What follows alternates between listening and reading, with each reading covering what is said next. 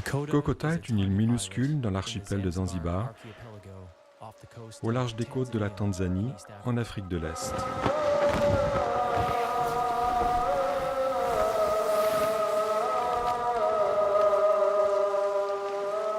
Elle ne mesure que 2,5 km de long sur 1 km de large. Et pour la plus grande partie, la vie ressemble beaucoup à ce qu'elle aurait pu être il y a 100 ans.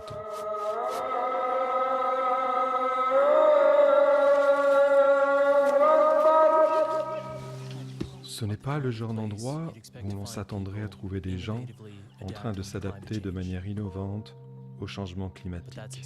Mais c'est exactement ce qu'ils sont en train de faire. La vie ici tient à un fil, celui de la résolution de graves problèmes, tels que la déforestation, la pénurie d'eau et la disparition des stocks de poissons.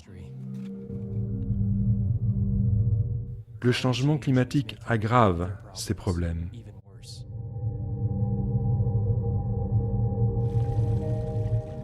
Aujourd'hui, évidemment, la planète entière fait face à ces immenses défis et c'est ce qui rend l'expérience de Kokota tellement importante. Ils sont sur la ligne de front et n'ont nulle part où aller. Leur survie dépend de leur capacité à s'adapter. Les habitants de Kokota relèvent le défi et le monde devrait leur prêter attention.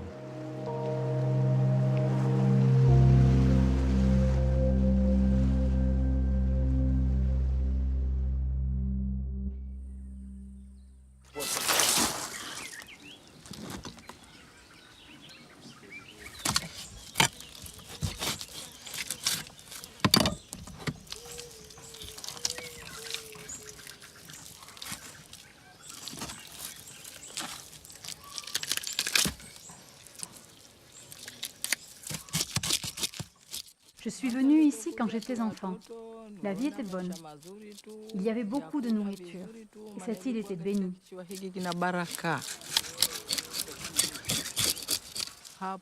Où que tu ailles pêcher, tu pouvais attraper du poisson. Si tu voulais cultiver même un petit bout de terre, tu pouvais récolter beaucoup.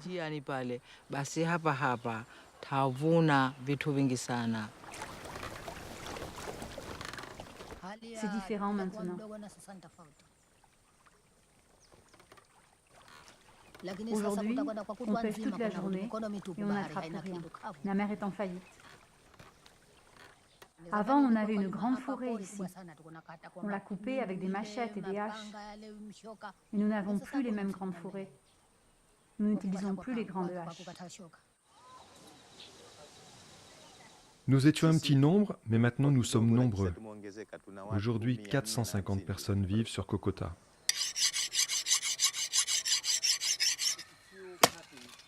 Après tant d'années de culture, la forêt a disparu de l'île.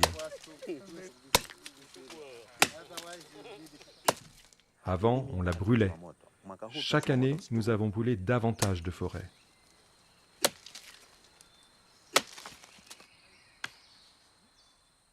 Et au final, la terre n'avait plus de force, plus de forêt.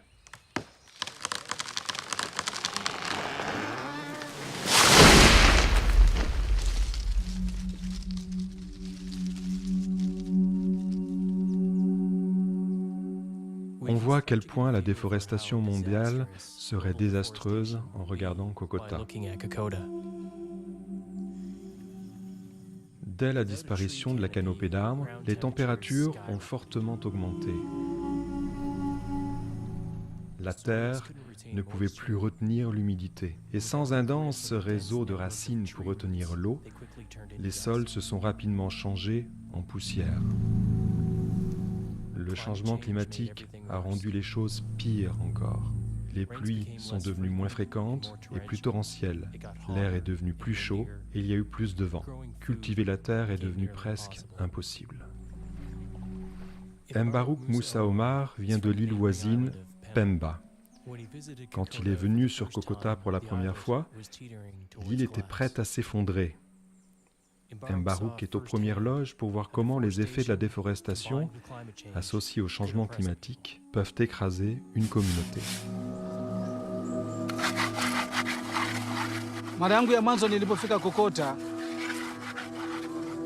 La première fois que je suis venu à Kokota, la population était clairement très pauvre. Il n'y avait pas d'école, pas de centre de soins,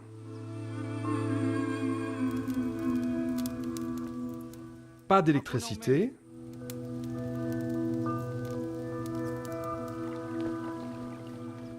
pas d'eau.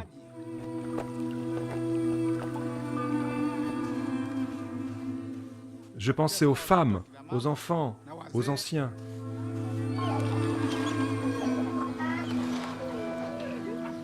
Je voulais les aider, mais qu'est-ce que j'allais faire?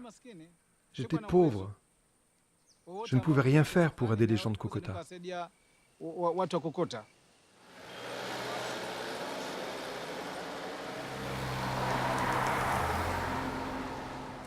Mbarouk ne pouvait pas aider les habitants de Kokota, mais il pouvait apprendre d'eux. Il a pris conscience que Pemba, son île, se dirigeait exactement dans la même direction. Il savait que Pemba avait une population dont la croissance était une des plus rapides au monde. Comme à Kokota, les habitants de Pemba abattaient des arbres pour nourrir leur population croissante. Bien que l'île de Pemba ait des sources d'eau, il anticipait leur disparition. Mbarouk prit conscience que le changement climatique aggravait les effets de la déforestation. Quand j'étais petit, la température moyenne était environ de 28 degrés Celsius. Aujourd'hui, à Pemba, il fait 33 degrés Celsius.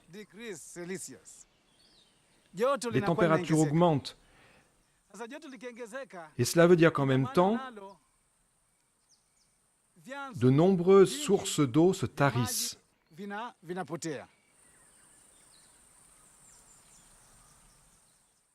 Avant, il y avait des rivières qui étaient tellement pleines que les enfants ne pouvaient pas les traverser sans l'aide de leurs aînés.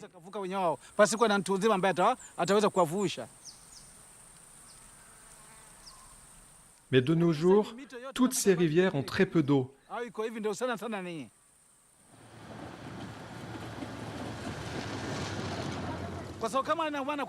Les arbres n'hébergent plus l'eau. On se détruit nous-mêmes.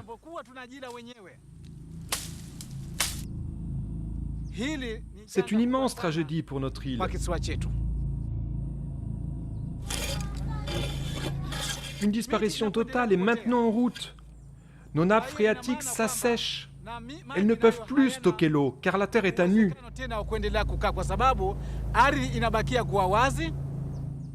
Il n'y a pas d'ombre. Le sol pleure et avec le soleil qui fait monter les températures, bientôt toute l'eau qui est dans le sol va s'évaporer.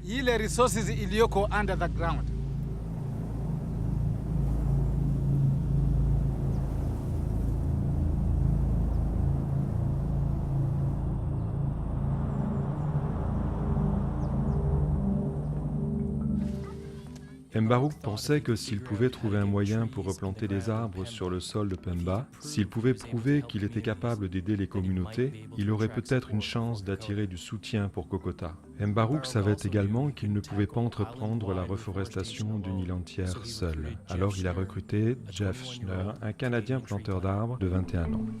Je suis venu à Pemba il y a quelques années, ça fait 7 ans maintenant. Et je vivais ici. J'ai essayé d'écrire un roman à l'époque. Je ne savais pas vraiment ce que je voulais faire de ma vie. Et je plantais des arbres quand je ne voyageais pas. Mbarouk a entendu dire que je plantais des arbres. Il est venu me voir et nous avons passé plusieurs longues soirées à discuter de ce que pourrait être un projet de plantation d'arbres ici à Pemba. Au début, quand j'ai rencontré Mbarouk, nous allions juste de communauté en communauté. Nous évoquions l'idée de planter des arbres, nous cherchions des possibilités pour permettre aux communautés de récolter des graines, d'établir des nurseries, de planter des arbres.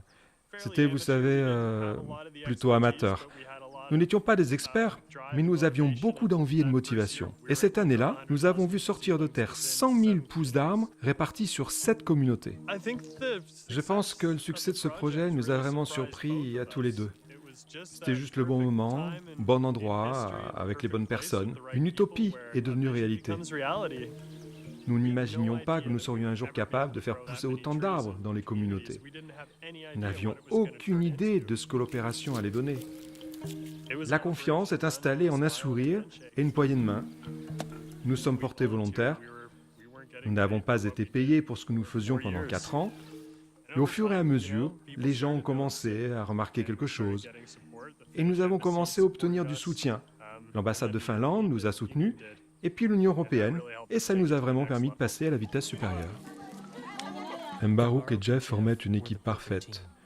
Mbarouk pouvait se concentrer sur la gestion, sur le terrain à Pemba, tandis que Jeff concentrait son attention sur la collecte de fonds au niveau international.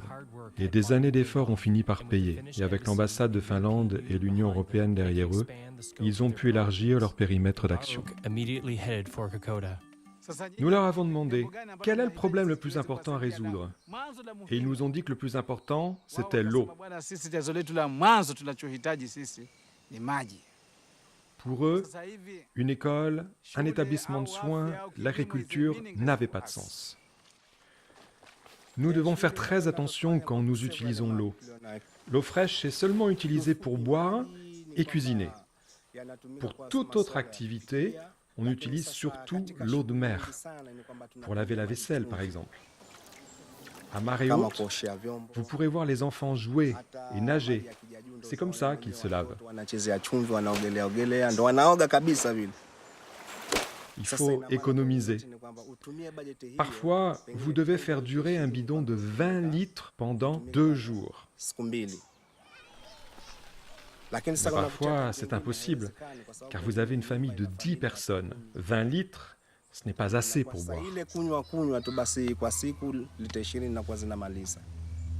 Si vous creusez n'importe où sur Kokota, vous trouverez seulement de l'eau salée. En fait, les habitants de Kokota devaient aller chercher de l'eau à plus de 15 heures de bateau.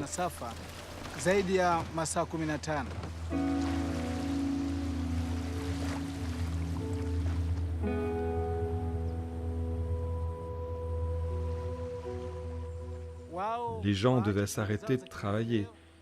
Ils ne pouvaient plus aller pêcher ou cultiver parce qu'ils avaient un autre travail à accomplir. Il y a eu tellement d'accidents dans cette lutte pour l'eau. Certains jours, la mer est tellement forte que nous ne remplissons les bidons qu'à moitié. L'autre moitié rentre vide.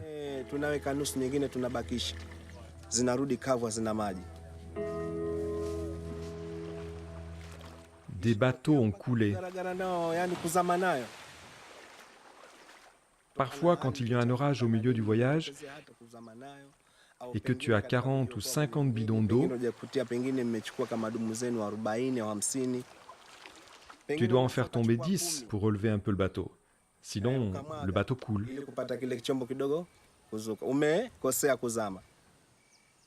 Nous pensions que la solution pouvait être la récolte de l'eau de pluie. Mais que pouvions-nous utiliser pour récolter la pluie? Ils ne possédaient que des huttes en terre, totalement inutiles pour récolter la pluie. Nous avons demandé, vous n'avez pas d'autres bâtiments? Ils nous ont dit qu'ils avaient construit les fondations d'une école. Seulement les fondations. Nous avons dit, d'accord, alors construisons une école. Nous leur avons expliqué qu'une école pouvait leur être utile de 2 façons. D'abord, ce qui n'était pas notre objectif premier, les enfants auraient un lieu pour étudier.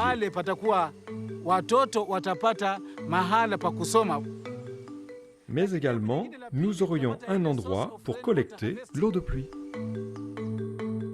Les habitants de Kokota ont travaillé sans arrêt pendant 1 mois avec l'équipe de Mbarouk pour finir la cuve et l'école. Creuser ces fondations pour la cuve fut de loin la partie la plus difficile. Ils ont dû creuser un trou d'1,50 m de profondeur dans la roche à la main. Leur ténacité a payé et en mars 2012, les habitants de Kokota ont enfin pu ouvrir un robinet d'eau.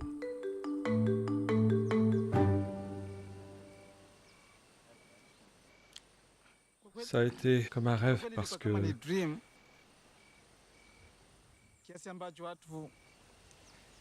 les gens n'en croyaient pas leurs yeux. C'était, je ne sais pas comment le dire. Ils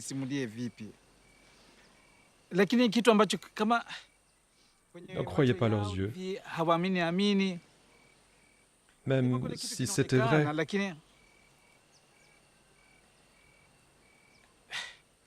C'était un soulagement, un immense soulagement. Comme un rêve lointain, quelque chose qu'ils désiraient profondément, et maintenant ce rêve était devenu réalité. Finir la cuve d'eau et l'école a complètement dynamisé l'équipe de Mbarouk et la communauté. Ils se sentaient compétents grâce à leur succès et prêts à s'attaquer à d'autres problèmes. En construisant une école et une cuve d'eau, ils avaient aussi construit une culture du changement. Une fois que les habitants de Kokota ont eu de l'eau, nous avons pris conscience qu'ils prenaient toujours le bateau pour aller charger leur téléphone portable. Donc, il nous fallait trouver une solution qui ne dépende pas de câblage ou d'infrastructures difficiles à entretenir. Nous avons trouvé une solution que nous appelons le micro-réseau portable. Au-dessus de la cuve d'eau, nous avons installé plusieurs panneaux solaires. Il y a un poste de charge où n'importe qui peut se rendre pour charger son téléphone portable. Mais au-delà de ça, on a fourni une batterie de moto à chaque foyer et ils peuvent l'amener à l'école, la brancher, la charger, rentrer à la maison et avoir de la lumière. C'est une façon d'avoir de l'électricité sans fil.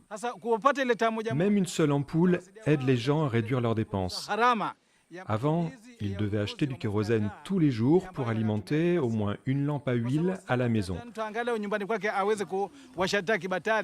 Cela fait au moins 1000 shillings de kérosène par jour. Si on fait le calcul, 1000 fois 30 font 30 000 shillings, multiplié par 12, cela fait 360 000 shillings. Pour une personne pauvre à Kokota, cela équivaut à leur revenu sur l'année. Maintenant, cet argent peut être dépensé pour les membres de la famille. Je dirais que la surface mise à part pour la conservation de la forêt équivaut à presque 40% de la surface de Kokota.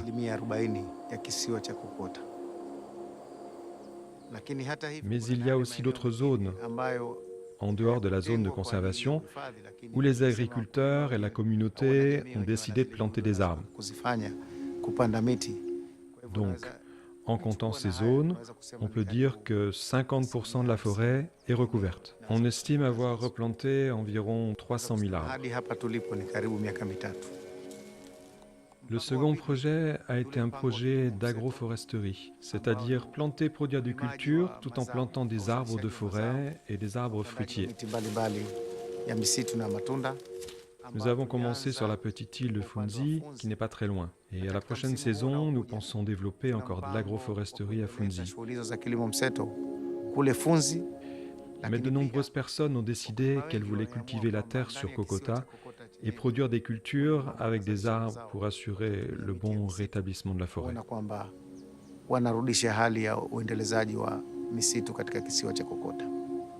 Na hizi ndogo ndogo mitatu lakini kwa mpangilio ambao utasaidia kwamba ukiondoka huu mwingine unaweza kuzaa.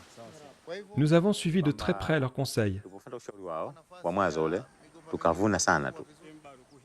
Avant, on plantait nos cultures trop proches les unes des autres. Maintenant, nous les espaçons comme il faut. On plantait un seul type de culture. Maintenant, on mélange. Nous n'enrichissons plus le sol en brûlant la forêt. Le sol est enrichi par les cultures que nous plantons. D'abord, ils nous ont amené des graines de maïs. Et nous avons récolté beaucoup de maïs. Puis, ils ont amené des bananes. Maintenant, il y a des bananiers. Nous avons planté des arbres à pain, des orangers, des manguiers. Nous avons toutes sortes d'arbres maintenant ici.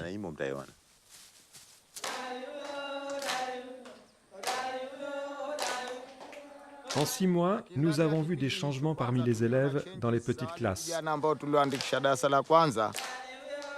En 6 mois, la moitié des enfants est alors passée en classe supérieure. Kipindi cha mwaka mmoja tukaanza na madarasa mawili. Ils ont un don précieux. Ils ont le feu au ventre et ils veulent savoir ce qu'est l'éducation. Kuna nini hasa ndani ya hii kitu elimu?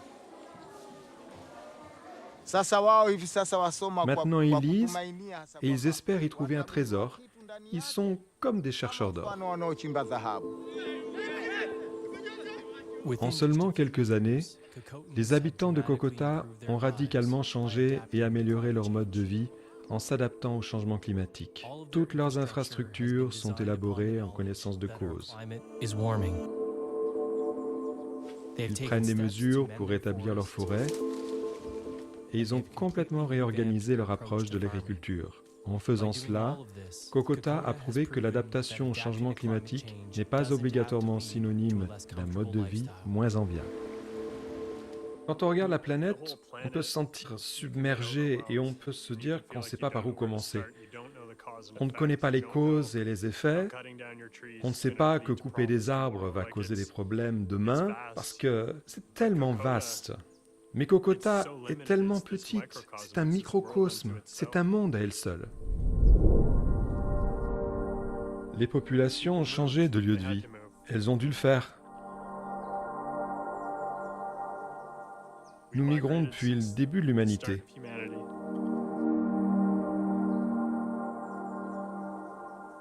On trouve un lieu généreux et luxuriant.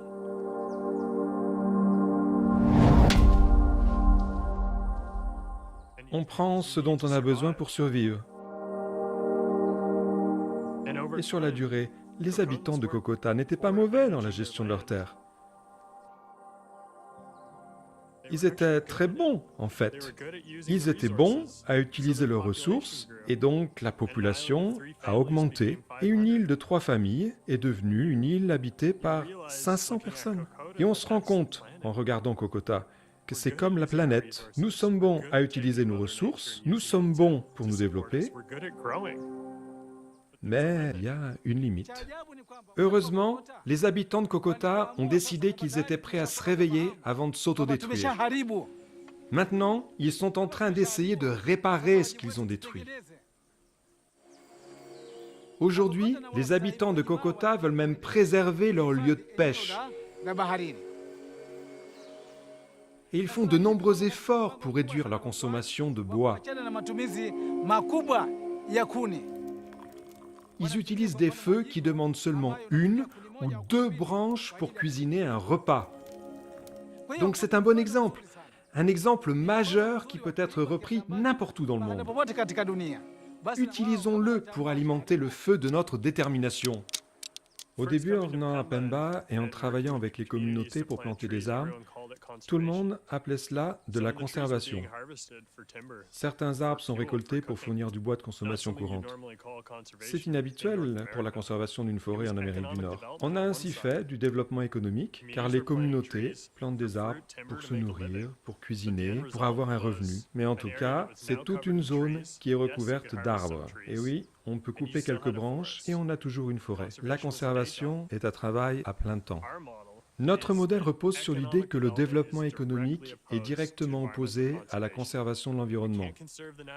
Nous ne pouvons pas conserver la nature parce que nous avons besoin d'emplois. On nous dit « Nous nous battons contre le changement climatique, mais regardez combien cela coûte. Nous n'en avons pas les moyens. Nous sommes en période de crise. » C'est une manière de penser qui est totalement ridicule. Et les habitants de Pemba nous l'ont démontré. Ils nous ont dit, on peut installer aussi des énergies renouvelables. On peut planter des arbres et mettre en place un système d'agroforesterie qui est respectueux de la nature et de l'environnement. On peut concevoir des feux de cuisson qui consomment moitié moins, qui sont commercialisables, qui créent des emplois et de la richesse au sein de notre communauté, tout en conservant notre environnement. Et cela a totalement renversé cette autre manière de penser. On se rendait compte que non, le développement économique et la conservation de l'environnement ne sont pas opposés, ils sont en fait étroitement liés. Nous nous sommes engagés à préserver l'environnement, engagés à reboiser, et cela doit être durable. Nous ne devons pas perdre ça de vue, ne serait-ce qu'une seule journée. Mais dans les années à venir, nous allons concentrer davantage nos efforts aux projets qui peuvent aider à augmenter les revenus de tous, tout en s'adaptant au changement climatique. Cha kuweza kukabiliana na mabadiliko ya tabia ya nchi. Watu iwe ni sehemu ndogo tu. Il faut apprendre à cultiver sur de petites surfaces afin d'augmenter la production et le revenu des populations.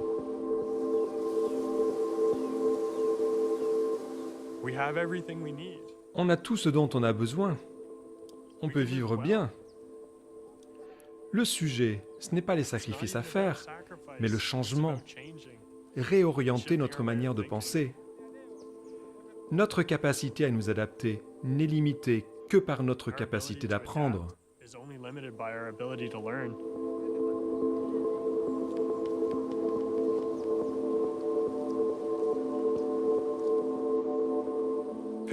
Choisis un problème, même petit, pour lequel tu penses avoir une solution. Choisis le lieu où tu peux mettre en place ta solution et commence là.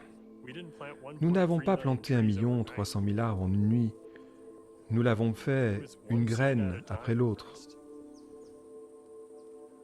Une communauté après l'autre. Une bonne volonté après l'autre. Et puis simplement partager les connaissances, s'asseoir ensemble et se demander comment on va faire. Au final, c'était un petit problème parce que ce n'était pas l'échelle de l'île de Pemba ou à celle du monde. C'était juste 2 ou 3 personnes avec une idée et l'espoir de pouvoir la réaliser.